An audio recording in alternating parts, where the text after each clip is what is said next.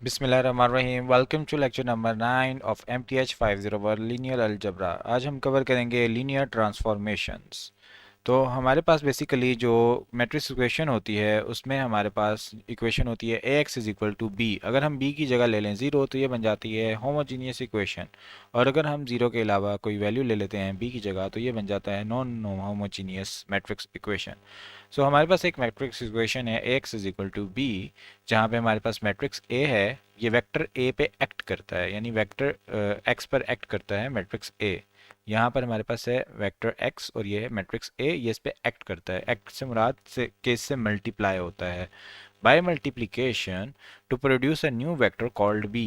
और multiplication act करने के बाद उसके ऊपर एक नया वेक्टर जनरेट करता है जो कि वेक्टर b होता है। ठीक है, फॉर इंस्टेंस एग्जाम्पल के तौर पे हमारे पास एक मैट्रिक्स है ये वाला a, और ये मैट्रिक्स है हमारे पास x।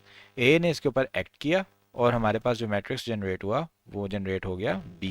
ठीक है, तो अगर आप देखें तो हमारे पास ये जो वेक्टर था ये हमारे पास 4 एंट्रीज वाला वेक्टर था, यानी इसके अंदर हमारे पास r के ऊपर वैल्यू थी 4, लेकिन जो रिजल्टेंट वेक्टर जनरेट हुआ वो हमारे पास जनरेट हुआ 2। तो ये जो हम 4 डायमेंशन से 2 डायमेंशन के अंदर मूव हो गए हैं, दिस इज कॉल्ड ट्रांसफॉर्मेशन। ठीक है, सिर्फ ट्रांसफॉर्मेशन। लीनियर ट्रांसफॉर्मेशन क्या होती है वो हम देखते हैं इसके बाद, पहले हम ट्रांसफॉर्मेशन को अच्छे से देख लें। ठीक है, अच्छा अब हमारे पास ये एक वेक्टर है ए, सॉरी ये एक मैट्रिक्स है ए और वेक्टर है यू। अब ए ने इसके ऊपर एक्ट किया यानी यू से मल्टीप्लाई हुआ तो हमारे पास एक वेक्टर जनरेट हो गया ओ, जो कि एक नल वेक्टर जनरेट हो गया है, और 4 डायमेंशन से अगेन हम 2 डायमेंशन में आ गए। सो this is A transformation. So solution क्या होता है किसी भी मैट्रिक्स का? ठीक है, वही होता है कि solution of ax is equal to b consist of those vectors x, ऐसे x vectors in the domain that are transformed into the vector b in range.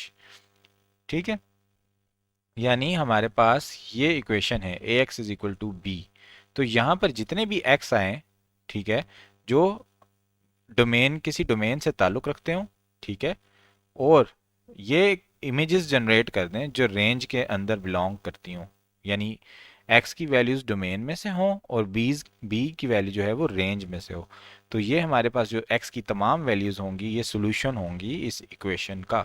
ठीक है, और ये x की वैल्यू हम कहाँ से लेंगे? डोमेन में से, और जो हमारा रिजल्ट आएगा वो क्या होगा? वो रेंज में से होगा।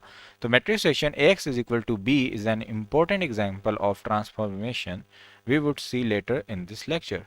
ठीक है, अब ये लेक्चर में लेटर देखेंगे, लेकिन मैं आपको अभी बता चुका हूँ कि ये डायमेंशंस बेसिकली चेंज हो रही है। ठीक है, अब ट्रांसफॉर्मेशन क्या होती है ये बताना चाह रहे हैं कि अ ट्रांसफॉर्मेशन, जिसको फंक्शन भी बोलते हैं या मैपिंग भी बोलते हैं, टी। ठीक है, यानी ये ट्रांसफॉर्मेशन टी। ठीक है, ये क्या होती है? From R N to R M, एक डायमेंशन है एन, उससे हम मूव करते हैं इनटू डायमेंशन एन। ठीक है, इज अ रूल, ये ट्रांसफॉर्मेशन फंक्शन या मैपिंग एक ऐसा रूल है that assigns to each vector X, जो हर वेक्टर एक्स पर असाइन हो जाता है in R N. R N dimension के अंदर जितने भी वेक्टर एक्स थे उन सब पे ये रूल अप्लाई हो जाता है और इमेज जनरेट कर देता है जो कि टी एक्स इमेज होती है। ठीक है, यानी हमारे पास समझ लें कि ये एक्स वेक्टर है, इस पे अप्लाई हुआ टी, जब टी ने इसके ऊपर अप्लाई हुआ एक्ट हुआ तो उसने इमेज जनरेट कर दी टी ऑफ एक्स। ठीक है, बी यानी जो जनरेट हो रहा है that is T of x in R m, जो कि आर एम डायमेंशन में होता है। तो इसको हम एक्सप्रेशन में ऐसे लिखते हैं कि हमारे पास मैपिंग है टी जो कि मैप कर रही है डायमेंशन एन को डायमेंशन एम के अंदर। तो ये जो हमारे पास फंक्शन है ये मैपिंग है, इसको हम बोलते हैं ट्रांसफॉर्मेशन, और ये हमारे पास हो रही होती है तमाम एक्स वेक्टर्स के ऊपर और जनरेट कर रही होती है बी, जो कि इमेज वेक्टर्स होते हैं टी ऑफ एक्स। अच्छा, अब हमारे पास एक सेट है आर एन। ठीक है, इसको हम बोलेंगे, इस पूरे सेट को हम बोलेंगे डोमेन ऑफ टी। ये बेसिकली जो आर एन होता है ना, इसके अंदर एक्स होते हैं, ढेर सारे एक्स होते हैं। ठीक है, x one x two x three जितने भी एक्स हैं इनमें से हम बारी बारी एक्स पिक कर रहे हैं यहाँ पर, जैसे ऊपर हमने कोई एक एक्स पिक कर लिया था, लेकिन वो था डोमेन ऑफ टी में से। आर एम जो होता है, यानी जिस, अब आर एन जो एक डोमेन है, ठीक है, आर एन जो एक डोमेन है, इससे हम जा रहे हैं आर एम के अंदर। अब आर एम के अंदर जो रिजल्ट आया ना किसी स्पेसिफिक एक्स के लिए, वो तो आया टी ऑफ एक्स। इसको तो हमने बोल दिया कि ये एक रेंज के अंदर है, ठीक है।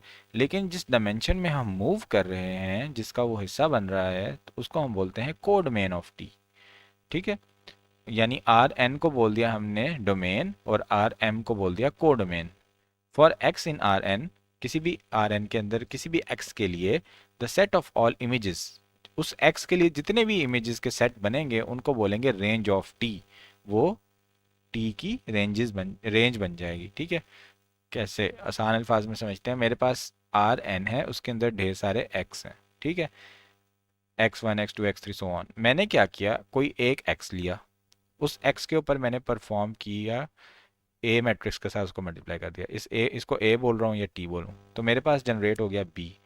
ये एक स्पेसिफिक इमेज है इस एक्स की, इस ट्रांसफॉर्मेशन के ज़रिए से, ठीक हो गया।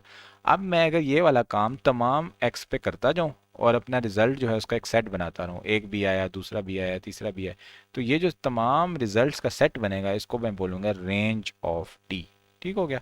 तो ये बेसिकली ये आसान अल्फाज में ये सारी कहानी है जो उन्होंने बयान की कि ट्रांसफॉर्मेशन होता क्या है। अब हम देखते हैं कि हमारे पास अब कोई भी मैपिंग या फंक्शन, ठीक है, या डोमेन या कोड डोमेन, इनको अगर हम देखें तो ये सेट्स ही हैं ना, डिफरेंट सेट्स हैं, उनके अंदर डिफरेंट वैल्यूज़ हैं, तमाम वैल्यूज मिलके एक सेट बनाती हैं। तो अब हम देखते हैं कि लीनियर ट्रांसफॉर्मेशन क्या होता है। लीनियर ट्रांसफॉर्मेशन कुछ भी नहीं होता, ट्रांसफॉर्मेशन ही होती है, लेकिन इसके अंदर हम कुछ रूल्स डाल देते हैं कि अगर ऐसा भी हो रहा है ना ट्रांसफॉर्मेशन के अंदर, तो ये लीनियर बन जाएगी, ठीक है। अच्छा, कहते हैं हम कि जो डोमेन और को डोमेन है वो कुछ कुछ भी हो सकती है, आर एम हो सकती है, आर एन हो सकती है, और मैपिंग हमारी इस तरह से हो रही है, आर एम से आर एन में हो रही है, इज़ अ लीनियर ट्रांसफॉर्मेशन। ये लीनियर ट्रांसफॉर्मेशन होगी अगर फॉर एनी टू वेक्टर्स से u v belong to R m. ये जो पिछले वाला डोमेन वाला था ना, इसके अंदर दो वेक्टर हैं, एक है यू एक है वी, या एक है एक्स वन एक है एक्स टू, ठीक है। कॉन्सेप्ट अच्छा पक्का करने के लिए हम इसको देखते हैं, x one x two, u v भी हो सकता है, ठीक है। और हमारे पास कुछ स्केलर्स हैं सी वन सी टू, यानी हमारे पास जो कॉफिशिएंट्स हैं वो सी वन सी टू हैं, जो उसका लीनियर कॉम्बिनेशन बना रहे हैं। अब हम क्या करें कि हमारी अगर ये वाली इक्वेशन सेटिस्फाई हो जाए, कि क्या करें हम, कि बारी बारी इस यू को मैं सी वन से मल्टीप्लाई करूं, फिर v को c2 से मल्टीप्लाई करूं, दोनों को ऐड कर दूं, दोनों को ऐड करने के बाद इनके ऊपर ट्रांसफॉर्मेशन अप्लाई कर दूं, एक मेरे पास यहाँ पे रिजल्ट जनरेट हो गया, ठीक है। अब मैं क्या करूं कि u के ऊपर अलग ट्रांसफॉर्मेशन अप्लाई कर दूं और v के ऊपर अलग से अप्लाई कर दूं। फिर इस ट्रांसफॉर्मेशन को अप्लाई करने के बाद जो v पे ट्रांसफॉर्मेशन अप्लाई की उसको c2 से मल्टीप्लाई कर दूं और पहले वाले को c1 से मल्टीप्लाई कर दूं, फिर उन दोनों को आपस में ऐड कर दूं, तो मेरे पास जो रिजल्ट आया वो पिछले रिजल्ट के बराबर होना चाहिए। अगर ये दोनों रिजल्ट्स बराबर हैं then it is a linear transformation, यानी एक किस्म का ना, इसको याद करने के लिए आप समझ लेंगे ये डिस्ट्रीब्यूटिव प्रॉपर्टी की तरह काम कर रहा है, ठीक है। अब हम एग्जांपल देखते हैं कि हमारे पास एक मैपिंग है टी, एक सेम डायमेंशन में चल रही है R2 से R2, ठीक है, defined by T x y. और इसका जब जब टी ऑपरेट हुआ एक्स वाई के ऊपर, ठीक है, तो हमारे पास रिजल्ट आया माइनस एक्स वाई, यानी वाई मेरे पास ऐसे ही रहा, एक्स जो है ना वो इन नेगेटिव साइन में चेंज हो गया। तो इसको हम बोलते हैं this is a reflection about y axis in x y plane. Reflection है, रिफ्लेक्शन से मुराद कि जैसे मैं शीशे में देखता हूँ ना खुद को, तो एक्स ने अपने आप को शीशे में देखा, जब उसने शीशे में देखा उसको एक्स एक्स जो है वो अपने आप को उल्टा नजर आया माइनस एक्स की फॉर्म में, लेकिन ये था वाई एक्सिस के ऊपर, ठीक है। तो वाई एक्सिस ऐसा ही रहा, जो शीशा है या जो कमरा है जिसमें वो खड़ा है वो ऐसे ही उसको नज़र आ रहा है, लेकिन खुद वो उल्टा नज़र आ रहा है।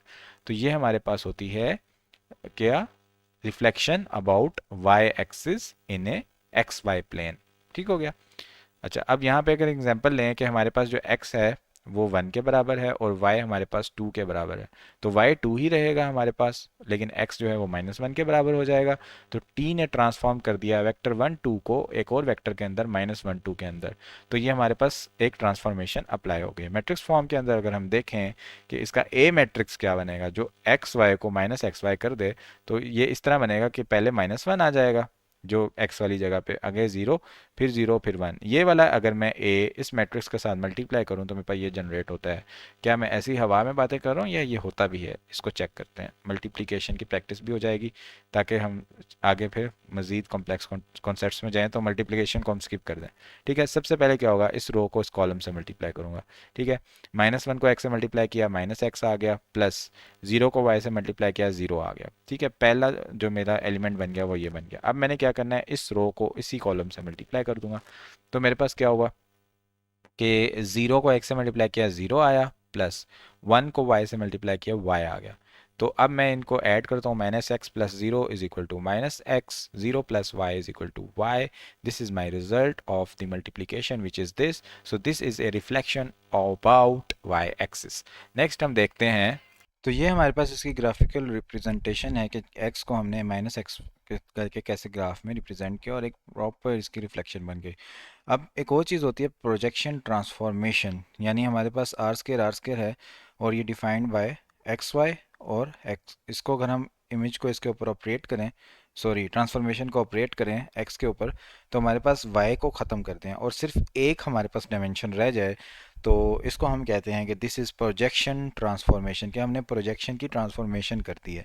ठीक है, यानी इसमें क्या होगा कि एक पॉइंट अगर हमारे पास इस जगह पर है जिसके अंदर हमारे पास y की वैल्यू यहाँ बन रही है और x की वैल्यू इधर बन रही है। ठीक है, तो अगर मैं क्या करूँ कि ये x है मेरे पास और ये मेरे पास y है, अगर मैं क्या करूँ y को 0 कर दूँ तो ये पॉइंट एग्जैक्टली इससे एक लाइन नीचे आएगी और ये पॉइंट इस जगह पर आ जाएगा x एक्सिस के ऊपर।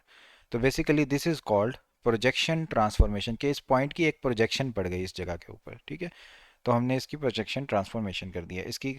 इसके बाद हम एग्जांपल देखते हैं, एग्जांपल नंबर 2, जहाँ पे हमारे पास एक मैट्रिक्स है ए और वेक्टर्स हमारे पास गिवन हैं यू बी एंड सी, और इसके लिहाज से हमारे पास क्वेश्चंस हैं एंड ट्रांसफॉर्मेशन डिफाइंड है आर स्केयर से आर थ्री डायमेंशन में, 2 से 3 डायमेंशन में हम जा रहे हैं, और T x is equal to A x, यानी एक्स के ऊपर जब हम ऑपरेट करते हैं तो this is just like multiplying matrix A with X, so that AX is equal to A matrix and two-dimensional X, and this will transform, this two dimension will transform into three dimension after this operation, which is represented like this.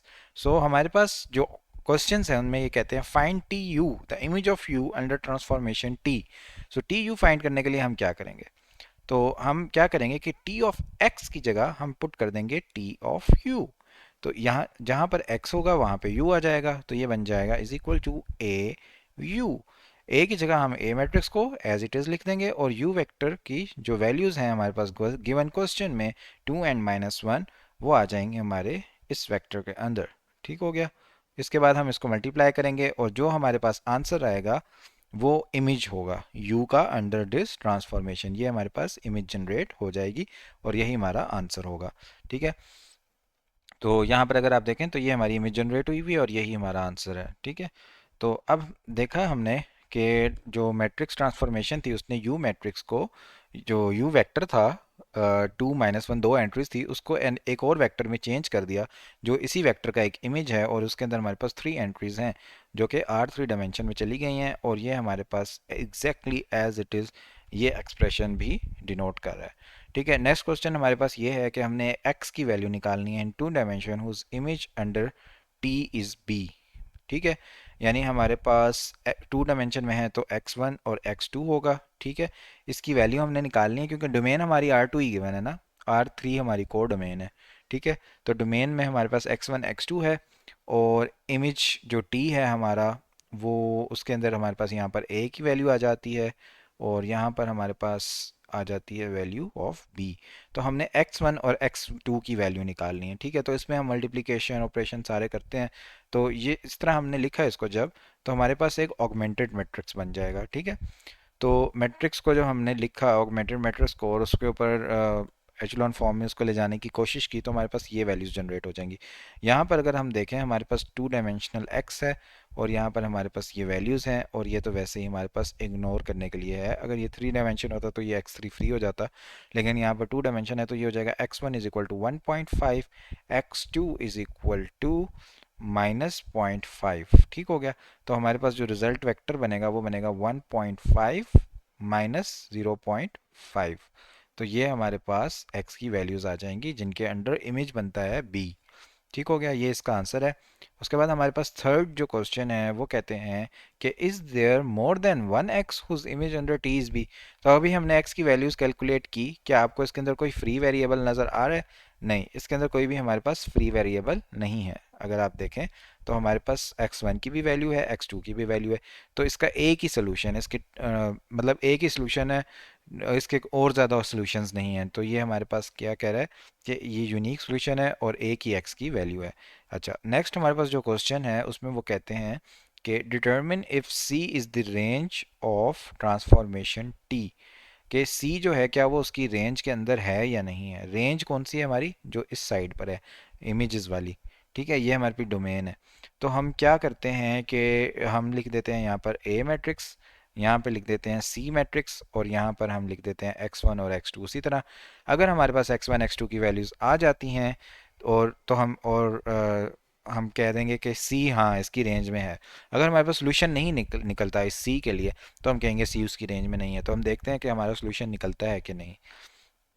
तो हमने इसको ऐसे लिखा और ए x is equal to सी और इसकी augmented matrix लिख दिया। अब हम इसको रिड्यूस एचलॉन फॉर्म के ज़रिए मैट्रिक्स में रिड्यूस किया हमने, तो हमारे पास जो वैल्यूज़ बनी वो बनी x1 -3 x2 is equal to 3, और दूसरा हमारे पास बना x2 इज इक्वल टू 2, और तीसरा हमारे पास आ गया 0 इज़ इक्वल टू -35। तो अगर आप देखें कि ये हमारे पास इनकंसिस्टेंट बन गया है, ये तो इसका सोल्यूशन नहीं हो सकता है। 0 -35 के बराबर कभी भी नहीं हो सकता, 0 तो 0 के बराबर ही होता है। तो इसका मतलब ये हमारा जो सी है इसकी रेंज में फॉल नहीं करेगा। So C is not in the range of T. अच्छा, अब एग्जांपल से अगर हम देखें कि ट्रांसफॉर्मेशन होती है in the form of matrix, ये हमेशा मैट्रिक्स की फॉर्म में हो रही होती है, और we will see that transformation can be transform into a matrix of order m multiply by n। अगर हम देखें बाद में कि इस ट्रांसफॉर्मेशन को हम मैट्रिक्स की फॉर्म में भी लिख सकेंगे, वो m multiply by n order का मैट्रिक्स होगा, and every matrix of order n m multiply by n can be viewed as a linear transformation. और ये जो हमारे पास m मल्टीप्लाई बाय n, इन दोनों को डायमेंशंस का मल्टीप्लाई किया हुआ ऑर्डर का जो मैट्रिक्स होगा वो बेसिकली लीनियर ट्रांसफॉर्मेशन के तौर पे उसको कहा जा सकता है कि ये लीनियर ट्रांसफॉर्मेशन है, ये जो मैट्रिक्स है। ठीक है। अच्छा, अब next two matrix transformations can be viewed geometrically. अब जैसे उन्होंने पहले एक रिफ्लेक्शन और प्रोजेक्शन वाली बात बताई थी, इसी तरह अब हमें नेक्स्ट टू एग्जांपल्स में ज्योमेट्रिकली कोई बात बताना चाह रहे हैं, जिसको इन्फोर्स करना चाहते हैं। दे इन reinforce the dynamic view of matrix, something that transform vector into other vectors। अब ये वेक्टर्स को दूसरे वेक्टर्स में कन्वर्ट करके दिखाएंगे कैसे। हमारे पास एक वेक्टर है a 1 0 0 0 1 0 0 0। अब ये एक वेक्टर है, ठीक है। अब आपको इसको देखने से लग रहा होगा कि ये पहली दो वैल्यूज़ को तो ऐसे ही रहने देगा, तीसरी को 0 के बराबर कर देगा। तो अब हम देखते हैं कि ये ट्रांसफॉर्मेशन एक्स ए एक्स क्या प्रोजेक्ट करती है 3 डायमेंशन के अंदर। और एक्स, हाँ ये इन्होंने आंसर ही बताया हुआ है कि ये क्या करता है कि हमारे पास जो x होता है जो 3 डायमेंशन के अंदर होता है, ठीक है, उसको ये क्या कर देता है 2 डायमेंशन में ले जाता है। ठीक है, उसकी जो थर्ड वैल्यू होती है ना z वैल्यू वैल्यू, उसको 0 कर देता है। और इसको अब यहाँ पे अगर हम देखें x1 x2 x3, इसको हम मल्टीप्लाई करते हैं इसके साथ, तो ये इसके साथ मल्टीप्लाई होकर x1 रह जाता है, ये इसके साथ मल्टीप्लाई x2 रह जाता है, और x3 को ये 0 कर देता है। यानी इसने क्या किया कि हमारे पास R3 प्लेन के अंदर x की वैल्यू थी, उसको x1 x2 कोऑर्डिनेट प्लेन के अंदर लेकर चला गया। ठीक है, तो यहाँ पर हम इसको देख भी सकते हैं कि ये कैसे, इसको प्रोजेक्शन ट्रांसफॉर्मेशन ही कह सकते हैं हम, कि ये वो हमारे पास x और y की हो रही थी, यहाँ पे x y z तीन आ गए हैं। ठीक है, एग्जाम्पल नंबर 4 में हमारे पास एक और चीज़ है कि ये क्या करता है कि हमारे पास जो पहली वैल्यू होती है ना x की, उसको एज इट इज़ रहने देता है, और y की दूसरी वैल्यू को भी एज इट इज़ रहने देता है, और y की पहली वैल्यू के अंदर ये 3 से मल्टीप्लाई कर देता है उसको। तो बेसिकली क्या होगा कि हमारे पास अगर x की वैल्यू है यहाँ पर, और ये हमारे पास एक अगर बन रहा होगा पैरेललोग्राम, तो ये क्या करेगा इसके अंदर वाइज को 3 से मल्टीप्लाई करेगा, और जब ये 3 से मल्टीप्लाई होंगे तो ये आ जाएंगे, शुरू वाला अगर यहाँ ले आए और ये बाद वाले को इधर ले आए, तो ये इमेज इस तरह कन्वर्ट हो जाएगी कि ये ऐसे बन जाएगा और ये ऐसे मिल जाएगा, तो ये इस तरह की शेप बन जाएगी जो कि पहले इस तरह की शेप थी। तो इसको कहते हैं shear ट्रांसफॉर्मेशन, जिसने शेप को इस तरह से shear कर दिया है। ठीक है, तो इसको एग्जांपल से देखते भी हैं यहाँ पर कि हमारे पास एक इमेज पॉइंट u है, वेक्टर 0 2। अगर हम इसका इमेज जनरेट करें तो हम a को u से मल्टीप्लाई करेंगे, हमारे पास आंसर आ जाएगा 6 2। ठीक है, फिर हमारे पास एक है वेक्टर 2 2, इसको भी इस a से मल्टीप्लाई करते हैं 2 2 को, तो हमारे पास आंसर आता है 8 2। अच्छा, अब हमारे पास पहले क्या था, 0 2, और दूसरा था हमारे पास 2 2। ठीक है, अब हमने ग्राफ लिया। ठीक है, 0 2 का मतलब है कि हमारे पास जो पहला पॉइंट बन रहा है वो इस जगह पे बन रहा है। ठीक है, जहाँ पे x की वैल्यू 0 है और y की वैल्यू 2 है। दूसरा पॉइंट है 2 2 हमारा यहाँ पे बन रहा है, जिसके अंदर y की वैल्यू 2 है और x की वैल्यू भी 2 है। तो इससे हमारा एक ये शेप बन रही थी। ठीक है, अब हमारे जो नए पॉइंट्स आए हैं उनमें हमारे पास क्या है कि पहला जो है 6 2 का मतलब है x की वैल्यू चली गई 6 और y की वैल्यू 2 ही रही, पहला पॉइंट ये बन गया। दूसरा पॉइंट बन गया 8 2, x की वैल्यू 8 पे आ गई और y की वैल्यू वही रही 2। तो हमारे अब जो न्यू पॉइंट्स बन गए वो ये बन गए और शेप कुछ इस तरह की बन गई है जैसे इन्होंने यहाँ पर आपको शो किया। तो इसको कहते हैं shear ट्रांसफॉर्मेशन, जिसके अंदर हमारे पास ये वाली जो ट्रांसफॉर्मेशन अप्लाई हो रही होती है। तो T reforms the square as if the top of square was push to the right, जैसे उसकी टॉप को हमने राइट पे पुश कर दिया, while the base is held fixed, जबकि उसकी बेस को हमने फिक्स रख दिया। ठीक हो गया। shear transformations appear in physics, geology and crystallography, ये उन्होंने एग्जांपल्स दिए हैं कि कहाँ कहाँ ये यूज़ हो रही होती हैं, सिर्फ मैथमेटिक्स में यूज़ नहीं हो रही होती। अच्छा, इसके बाद हम देखते हैं लीनियर ट्रांसफॉर्मेशंस की कुछ प्रॉपर्टीज़ हैं, कुछ डेफिनेशंस हैं, उनको हम देखते हैं कि हमारे पास एक A मैट्रिक्स है m multiply by n matrix, then the transformation x a x has the properties a u plus v is equal to A u plus A v, यानी जो पहले भी हमने देखा था, जिसको मैं कह रहा था डिस्ट्रीब्यूटिव लॉ की मदद से आप याद कर लें, वेक्टर्स को ऐड करके फिर उनका इमेज क्रिएट किया जाए, या फिर आप अलग अलग इमेज को क्रिएट करके और फिर उनको आपस में ऐड करें तो दोनों आंसर सेम आने चाहिए। दूसरी एक प्रॉपर्टी ये होगी। दूसरी प्रॉपर्टी ये है कि आप एक वेक्टर को कांस्टेंट से मल्टीप्लाई करें फिर उसका इमेज ले लें, या फिर पहले इमेज लेके फिर कांस्टेंट से मल्टीप्लाई कर दें, दोनों आंसर सेम आने चाहिए, तो तभी ये लीनियर ट्रांसफॉर्मेशन होगी। ठीक है, for all you V in R N and all scalar C. ठीक है, these properties for transformation identify the most important class of transformations in linear algebra।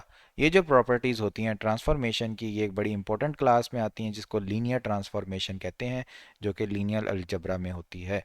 अच्छा, कुछ डेफिनेशन है कि ऐसी ट्रांसफॉर्मेशन ऑफ मैपिंग, अगर उसके अंदर ये प्रॉपर्टीज़ हों तो वो क्या होगी, लीनियर होगी। क्या प्रॉपर्टीज़ हों, जो अभी हम ऊपर बयान कर चुके हैं वही उन्होंने यहाँ पे 1 2 करके लिख दिया। ठीक है, अच्छा, अब हमारे पास मैट्रिक्स ट्रांसफॉर्मेशन जो है, कोई भी मैट्रिक्स हो उसकी जो ट्रांसफॉर्मेशन होती है वो एक लीनियर ट्रांसफॉर्मेशन होती है हमेशा। ठीक है, इंपॉर्टेंट चीज़। अच्छा, यहाँ पे क्या है इस चैप्टर के अंदर कि हमारे पास जो एग्जांपल्स होंगी ना, बेसिकली वो समझ लें एज अ थ्योरम्स या एज अ नोट्स होंगी। इसको इनको लिखना चाहिए था नोट, इन्होंने लिख दिया एग्जाम्पल, लेकिन ये नोट एक किस्म का। ठीक है, कि कोई भी मैट्रिक्स ट्रांसफॉर्मेशन होगी वो लीनियर ट्रांसफॉर्मेशन होगी। अच्छा, अब दूसरी चीज़ ये कि हम इमेज जनरेट कर रहे हैं जो 3 डायमेंशन से 2 डायमेंशन में जा रही है। ठीक है, वो क्या करती है, एक्स वाई जी को खाली एक्स वाई कर देती है। ठीक है, इसको करने के लिए क्या है कि 1 0 0 0 1 0 और 0 0 0, ये हमारे पास ए होता है। जब इसको हम किसी एक्स वाई जी से मल्टीप्लाई करते हैं तो हमारे पास एक्स वाई रह जाता है, जी खत्म हो जाता है, तो ये एक ट्रांसफॉर्मेशन है। अब हम लेट कर लेते हैं u is equal to x1 y1 z1। अब हमने प्रूव करना है v is equal to x2 v2 x2 y2 z2। Prove क्या करना है कि u प्लस वी की ट्रांसफॉर्मेशन लें तो क्या वो हमारे पास अलग अलग ट्रांसफॉर्मेशन लेने के बराबर होगी, ये वाली चीज़ हमने प्रूव करनी है। तो इसमें देखते हैं बिल्कुल कि u की जगह हमने वैल्यूज पुट की x1 y1 z1 और v की जगह हमने वैल्यूज पुट की x2 y2 z2। अब हमने इनको ऐड किया, x1 प्लस x2 आपस में ऐड हो गया, y1 प्लस y2 आपस में ऐड हो गया, z1 प्लस z2 आपस में ऐड हो गया। अब हम इनका अगर इमेज जनरेट करें तो पहली दो वैल्यूज तो रह जाएंगी, तीसरी खत्म हो जाएगी। ठीक है, क्योंकि इमेज हमारा यही कह रहा है कि पहली दो वैल्यूज तो रहती हैं, तीसरी खत्म हो जाती है। तो ये हमने इमेज क्रिएट किया इसका, तो हमारे पास एल खत्म हो गया क्योंकि इमेज बन गया अब, और जी भी खत्म हो गया, तो ये हमारे पास बच गया। अब हम क्या करें कि इसको सेपरेट लिख दें, इसको लिख दें x1 y1 plus x2 y2। ठीक है, x1 और y1 और x2 y2 अलग अलग करके लिख दिया। अगर आप ये देखें तो ये इमेज बनता है किस तरह, एल यू का। एल यू का हमारे पास क्या है, x1 y1 z1, इसका अगर इमेज क्रिएट करूं तो वो किसके बराबर आएगा, x1 y1 के बराबर आएगा, z उसमें से खत्म हो जाएगा। तो ये उसके बराबर आ गया और ये भी इसके बराबर आ गया। इसका मतलब हमारी पहली प्रॉपर्टी प्रूव हो चुकी है। नेक्स्ट प्रॉपर्टी क्या कहती है, एक वेक्टर है u, उसको k से मल्टीप्लाई करें फिर उसका इमेज लें, या फिर पहले वेक्टर का इमेज लें फिर k से मल्टीप्लाई करें, दोनों चीज़ें बराबर होनी चाहिए। ठीक है, तो हम कहते हैं k is a real number. अब मैंने k को u से मल्टीप्लाई किया, u की वैल्यू थी x1 y1 z1, k से मल्टीप्लाई किया तो k x1 k y1 k z1 बन गया, इसका इमेज जनरेट किया, आखिरी वैल्यू खत्म हो गई, बाकी बच गया k x1 k y1। ठीक हो गया, k को बाहर लेके आया, क्या बच गया, k x1 y1।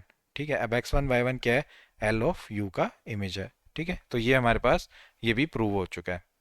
तो एल क्या है, एक इसके अंदर दोनों प्रॉपर्टीज एग्जिस्ट करती हैं, ये एक लीनियर ट्रांसफॉर्मेशन है और ये प्रोजेक्शन है, क्योंकि ये क्या करती है, R3 से R2 में ले जाती है, तो ये प्रोजेक्शन ट्रांसफॉर्मेशन भी है।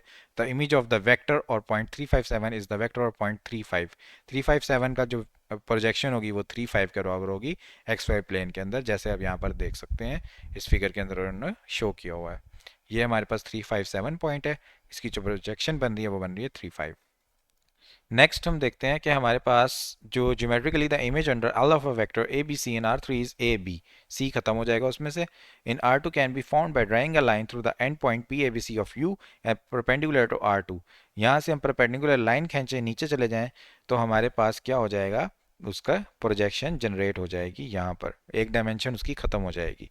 ठीक है, जैसे उन्होंने कहा यहाँ पे, जैसे मैंने पहले भी आपको बताया था, ये हमारे पास वाई एक्सिस है, ये हमारे पास एक्स एक्सिस है। ठीक है, और यहाँ पर मैं कहता हूँ मेरे पास वैल्यू है, यहाँ पे वाई की एक्स की वैल्यू 2, वाई की वैल्यू 2, तो मेरे पास पॉइंट बन रहा है 2 2। ठीक है, अब इसमें से अगर मैं वाई ख़त्म कर दूँ तो मेरे पास खाली यहाँ पे पॉइंट आ जाएगा, सीधी लाइन इससे नीचे खींच के। नेक्स्ट हम देखते हैं कि हमारे पास एग्जाम्पल है जिसमें आर ट्रांसफॉर्मेशन गिवन है, जिसमें R1 से R1 की तरफ हम जा रहे हैं और L x is equal to x square, यानी एक्स का जब इमेज जनरेट करता हूँ तो एक्स स्केयर के बराबर आता है। मैंने ये बताना है कि ये लीनियर ट्रांसफॉर्मेशन है या नहीं है, तो मैं क्या करूँ, मैं कर लूँ एल एक्स प्लस वाई। अब एल एक्स प्लस वाई जो है वो बेसिकली आ गया x की जगह x प्लस वाई। अब x की जगह क्या आ गया मेरे पास, x प्लस वाई, और इसका जब x का इमेज लेता तो x स्केयर के बराबर आता था, x प्लस वाई का इमेज लूंगा तो ये x plus y whole square के बराबर आएगा। ठीक है, अब इसको मैं अगर ओपन करता हूँ, X square plus Y square plus 2xy, ये मेरा होता है ना, ए प्लस बी होल का स्केयर किसके बराबर होता है, ए का स्केयर प्लस बी का स्केयर प्लस 2ab, इसके बराबर होता है ना। तो ये मेरे पास जनरेट हो गया। लेकिन अगर मैं इनका अलग अलग इमेज लूँ तो एक्स का इमेज लूँ तो वो होगा एक्स स्केयर के बराबर, वाई का इमेज लूँ तो वो होगा वाई स्केयर के बराबर, इसके अंदर तो 2xy मेरे पास नहीं आएगा। तो ये दोनों चीज़ें बराबर नहीं आ रही हैं दोनों साइड्स, इसका मतलब ये लीनियर ट्रांसफॉर्मेशन नहीं है, इसके ऊपर ये प्रॉपर्टी अप्लाई नहीं होती। ठीक है, linear transformation preserves the operation of vector addition and scalar multiplication. ये यही कहना चाह रहे हैं कि वो उसको प्रिजर्व रखते हैं, इस तरह नहीं करते कि एक बार 2xy आ रहा है एक बार नहीं आ रहा, उसको कंसिस्टेंट रिजल्ट देते हैं और प्रिजर्व करते हैं ऑपरेशन को, एडिशन के ऑपरेशन को, मल्टीप्लिकेशन के ऑपरेशन को भी, multiplication with the scalar and addition of two vectors. अच्छा, अब प्रॉपर्टीज हमारे पास क्या आ गई है कि टी अगर लीनियर ट्रांसफॉर्मेशन है तो क्या होगा, अगर जीरो का मैं इमेज लूंगा तो वो जीरो के बराबर आएगा, अगर वेक्टर को कोफिशिएंट से मल्टीप्लाई करके प्लस करके फिर उनका इमेज लूं या अलग अलग इमेज लेके कोफिशिएंट से मल्टीप्लाई कर दूं तो रिजल्ट सेम होगा। और इसको ही अगर हम सेकंड प्रॉपर्टी को जनरलाइज करें तो हमारे पास ये बन जाएगा कि अगर दो से ज़्यादा वेक्टर हैं तो तब भी हम डिफरेंट कोफिशिएंट से मल्टीप्लाई करके ऐड करें फिर इमेज लें या अलग अलग इमेज लें तो बात सेम होनी चाहिए। इनके प्रूफ देखते हैं आगे कि हमारे पास क्या है, definition by definition of the linear transformation जो हम पहले पढ़ी थी सेकंड प्रॉपर्टी, जिसके अंदर था T C U is equal to C T U for all U all scalar C. अगर हम c को जीरो के इक्वल पुट कर दें तो ये बन जाएगा t इंटू जीरो यू। ठीक है, अब जीरो मल्टीप्लाई बाय यू क्या बन जाएगा, t इंटू जीरो। ठीक हो गया, तो ये हमारे पास t इंटू जीरो हो गया। ऐसे भी हम इसको लिख सकते हैं, या हम इसको यूं करें कि t इंटू यू रखें और जीरो को बाहर ले जाएं, सेकंड प्रॉपर्टी के मुताबिक कांस्टेंट को हम बाहर ले गए। ठीक हो गया, तो जीरो को जब मैं किसी भी नंबर से मल्टीप्लाई करता हूँ मेरे पास आंसर आता है जीरो, तो ये इंप्लाई करता है कि T zero is equal to zero, property मेरी सेटिस्फाई होती है। सेकंड प्रॉपर्टी मेरे पास क्या है कि लीनियर ट्रांसफॉर्मेशन की मैं प्रॉपर्टी के इसके ऊपर अप्लाई कर देता हूँ डेफिनेशन, जो कि कहती है कि टू वेक्टर्स के कॉन्स्टेंट्स को आपस में ऐड करके फिर उसका इमेज लूँ या अलग अलग लूँ तो मेरे पास दोनों रिजल्ट सेम आएंगे। तो ये प्रॉपर्टी जो है यहाँ तक तो मैंने पहले पढ़ ली। ठीक है, अब ये कहानी कहाँ से आ गई, तो तो ये कहानी इस तरह है कि फिर मैंने क्या किया, दूसरी सेकंड वाली प्रॉपर्टी यहाँ पे आके अप्लाई कर दी कि कांस्टेंट को मैं बाहर ले गया, जैसे मैं ये जीरो को बाहर लेके गया था ना, इसकी मदद से कि सी बाहर आ रहा है यहाँ पर। तो यहाँ पर हमने क्या किया, इस सी को बाहर लिया, इस डी को बाहर लिया, यानी यहाँ पे हमने दोनों पहली और दूसरी दोनों प्रॉपर्टी अप्लाई करने से हमारी ये चीज़ सेटिस्फाई हो जाती है कि हमारे कोफिशिएंट्स को मल्टीप्लाई करके ऐड करके फिर इमेज ले लें या अलग अलग इमेज ले लें, कोफिशिएंट्स को मल्टीप्लाई करके फिर उनको ऐड कर दें, तो रिजल्ट हमारा सेम आएगा। तो इसको प्रॉपर्टी थ्री अगर बोलें तो प्रॉपर्टी को थ्री को सेटिस्फाई करने के लिए हमें सिर्फ सेकंड रूल की हेल्प पड़ी थी, जिसमें हम सी को बाहर लेके आते थे। लेकिन जो ये प्रॉपर्टी फोर है, इसको सेटिस्फाई करने के लिए हमें दोनों प्रॉपर्टीज़ का इस्तेमाल करना पड़ा है, वन और टू का भी, तब जाके वो सेटिस्फाई हो गई है। ऑब्जर्वेशन हमारे पास ये है कि अगर हम ऑब्जर्व करें कि ट्रांसफॉर्मेशन अगर प्रॉपर्टी टू को सेटिस्फाई करती है for all you v and c d, it must be linear, तो वो लाजमी लीनियर होनी चाहिए। ठीक हो गया। अच्छा, यहाँ पे क्या कह रहे हैं कि c d is equal to one ले लें प्रिजर्वेशन ऑफ एडिशन, और अगर डी को हम ज़ीरो ले लें तो वो लीनियर ही होगा। ठीक है। अच्छा, अब हम करते हैं जनरलाइजिंग प्रॉपर्टी। थर्ड में उन्होंने क्या कर दिया कि हमारे पास property three three of T of C U plus D V.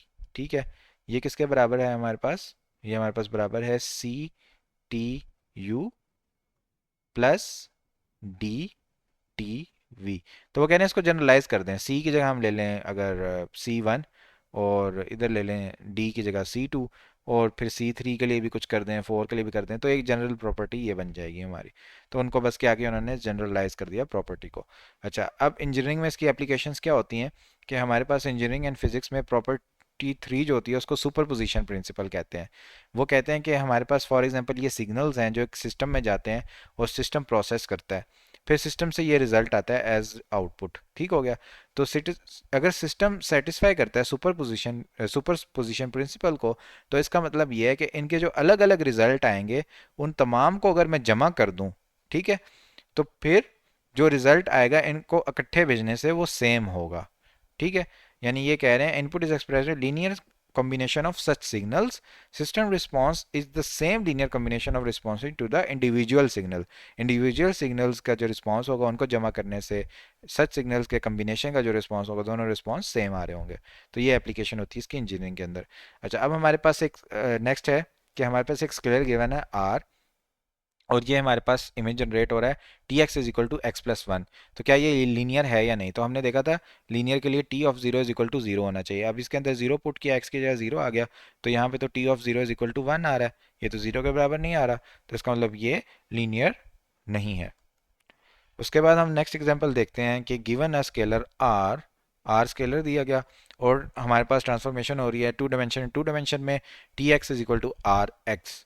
अब अगर हम देखें T of zero is equal to r of zero, तो ये हमारे पास ज़ीरो के बराबर आता है, तो ये कंडीशन हमारी सेटिस्फाई हो रही है। तो ये लीनियर ट्रांसफॉर्मेशन इस कंडीशन के लिहाज से तो है। लेकिन इसके अंदर एक और प्रॉपर्टी ये है, और ये जो हम मल्टीप्लाई कर रहे हैं किसी वैल्यू से फ्रैक्शन के अलावा, इसको हम कहते हैं डायलेशन। डायलेशन का मतलब उसको फैला रहे हैं, कंट्राडिक्शन का मतलब उसको तंग कर रहे हैं। तो जब हमारे पास आर की वैल्यू जीरो से लेके वन तक होगी, यानी जीरो से लेके वन के मुराद के किसी फ्रैक्शन के अंदर होगी, ठीक है, तो उसको हम बोलेंगे ये कंट्रैक्शन है। और अगर हमारे पास आर की वैल्यू वन से बड़ी चली जाती है या वन के बराबर हो जाती है तो उसको बोलते हैं डायलेशन है। ऑब्जेक्टिव के लिहाज से इंपॉर्टेंट कॉन्सेप्ट याद करने के लिए मैंने आपको इसको आसान अल्फाज में भी समझा दिया। अब हम इसको प्रूव करने की कोशिश करते हैं, ये वाला जो प्रॉपर्टी है ना इसकी, कि अलग अलग करके जो लिखते हैं हम तो फिर भी वही आंसर आता है। तो ये करते हैं कि आर की वैल्यू ले लेते हैं थ्री, और टी को बोलते हैं कि शो करना है कि ये लीनियर ट्रांसफॉर्मेशन है या नहीं है। तो कैसे शो करते हैं, यू वी हमारे पास है आर स्केयर के अंदर और सी डी स्केलर है, तो हम ऐसे लिखते हैं T C U plus D V. अब C T you plus D T V आ जाएगा। ठीक है। तो अब क्या है हमारे पास टी ऑफ एक्स जो है ना बेसिकली वो है आर एक्स के बराबर। ठीक है। तो यहाँ पे आर आ गया। ठीक है। और ये जो एक्स था ये एज इट इज़ यहाँ पे आ गया। अब ये इसके साथ अलग थ्री इसके साथ अलग मल्टीप्लाई हो गया, इसके साथ अलग मल्टीप्लाई हो गया, और सी को हम बाहर ले आए तो ये बन गया थ्री सी थ्री यू और डी थ्री वी। तो ये बन गया बेसिकली हमारे पास टी ऑफ यू जो है वो किसके बराबर है, आर ऑफ यू के बराबर। आर की वैल्यू हमने थ्री ली है तो थ्री यू के बराबर है, तो थ्री यू की जगह टी यू पुट कर दिया और थ्री वी की जगह टी वी पुट कर दिया। तो ये हमारे पास टी जो हो गया ये बन गया लीनियर ट्रांसफॉर्मेशन, बिकॉज ये प्रॉपर्टी नंबर फोर को सेटिस्फाई कर रहा है। उसके बाद हमारे पास एक लीनियर ट्रांसफॉर्मेशन डिफाइन हुई हुई है इस तरह से, ए की वैल्यू ये है, एक्स की वैल्यू ये है, और हमारे पास जो टी ऑफ एक्स है उसकी वैल्यू ये बन रही है। ठीक है, तो आपने क्या करना है, इमेज फाइंड करनी है u और v की और u प्लस v की। तो क्या करेंगे, x की जगह हम पहले u पुट कर लेंगे, फिर v पुट कर लेंगे, फिर हम क्या करेंगे u प्लस वी पुट कर लेंगे। तो हमारे पास आंसर्स आ जाएंगे। ठीक है, अब अगर हम स्पीड में अगर निकालना चाहें ऑब्जेक्टिव में, तो हमारे पास अगर आप गौर करें तो क्या हो रहा है, x1 y1 जो है वो माइनस x2 x1 में चेंज हो रहा है, यानी x2 पहले आ रहा है और x1 बाद में जा रहा है, और x2 का साइन भी चेंज हो रहा है। तो हम ऐसे ही करते हैं, यहाँ पे हमारे पास है 4 1, तो हम क्या करते हैं, 1 को पहले ले आते हैं, 4 को बाद में ले जाते हैं, और इसका साइन भी चेंज कर देते हैं। तो -1 4 इसका आंसर बन जाएगा। इसको अगर हम देखें तो इसका बन जाएगा -3 और 2। ठीक है, 3 पहले ले आए और 3 का साइन भी चेंज कर दिया। यहाँ पे 4 को पहले ले आते हैं, 4 का साइन भी चेंज कर देते हैं, और 6, ये इसके जो है ना हमारे पास इमेजेस बनेंगे। तो यहाँ पर देखते हैं इन्होंने सॉल्व किया, तो ये सेम कर बन रहे हैं क्या, यस एग्जैक्टली, -1 4 बन रहा है। ठीक है, -3 2 बन रहा है, और -4 6 बन रहा है। तो इस तरह आप स्पीड में इसके इमेजेस देख सकते हैं। इसके बाद हमने देखा कि जो एग्जाम्पल थी उसके अंदर रोटेट हो रहे हैं u plus v counter clockwise through 90 degree, 90 degree rotate हो रहे हैं, क्योंकि उनके एक्स वाई कोऑर्डिनेट भी आपस में चेंज हो रहे हैं। जो हमारे पास वाई की वैल्यू वो भी नेगेटिव हो रही है, तो बेसिकली ये नेगेटिव स्लोप से मल्टीप्लाई हो रहे हैं, तो वो परपेंडिकुलर क्लॉकवाइज रोटेट हो रहे हैं 90 डिग्री। तो ट्री जो है वो इंटायर पैरेललोग्राम को ट्रांसफॉर्म कर रहा है, जो कि डिटरमिन हुए थे यू वी से, into the one determine by T u and T v. तो ये मतलब इन दोनों को मिला के जो हमारे पास पैरेललोग्राम था, वो अलग अलग इनके इमेजेस के अंदर ट्रांसफॉर्म होने से जो डिटरमिन होता है उसके अंदर ही इकट्ठा टी कर रहा है। यानी ये कहना चाह रहा है कि टी यू प्लस वी जो है ये बराबर है T U plus T V के, अगर ज्योमेट्रिकली भी इसको देखें तो ये बिल्कुल हमारे पास लीनियर ट्रांसफॉर्मेशन ही बन गई है। अब एग्जांपल नंबर 11 है कि हमारे पास एक डायमेंशन 3 से डायमेंशन 2 में लीनियर ट्रांसफॉर्मेशन जा रही है, जो प्रोजेक्शन भी होती है बेसिकली, उसी तरह की एक ट्रांसफॉर्मेशन है। एल हमारे पास है 1 0 0, एल ऑफ 1 0 0 हमारे पास है 2 - 1, एल ऑफ 0 1 0 हमारे पास है 3 1, और एल ऑफ 0 0 1 हमारे पास है -1 और 2। हमने क्या फाइंड करना है, एल ऑफ -3 4 एंड 2, यानी हमने थर्ड डायमेंशन वाली 3 डायमेंशन वाला जो इमेज है वो फाइंड आउट करना है। तो हम इसको ऐसे लिखते हैं कि -3 4 और 2 जो है उसके अंदर हम एक्स वाई जी ले लें, या एक्स वाई जी नहीं ले रहे, आई जे के ले लें। ठीक है, तो हमारे पास जब हमने इसका इमेज क्रिएट किया तो हमारे पास बन गया क्या, एल -3 4 j प्लस 4 k, इसका इमेज ऐसे, बस इसका इमेज हमने कैलकुलेट करना है ना यहाँ पर। ठीक है, तो ये अब क्या हुआ, -3 बाहर आया, एल आई आ गया, 4 बाहर आया, एल जे आ गया, सेकंड प्रॉपर्टी के मुताबिक जिसमें हम सी बाहर कर रहे थे ना, 2 बाहर आ गया, एल के रह गया। ठीक है, अब हम क्या करेंगे, L of I, L of J, L of के, यहाँ से इनकी वैल्यूज़ एंटर कर देंगे, जो कि ये वैल्यूज़ हैं। इसको जब हम ऐड करेंगे हमारे मल्टीप्लाई करने के बाद, तो हमारे पास ये आंसर कैलकुलेट हो जाएगा। तो यहाँ पे हमारा लेक्चर एंड होता है। Thank you so much everyone for watching, take care, अल्लाह हाफिज़।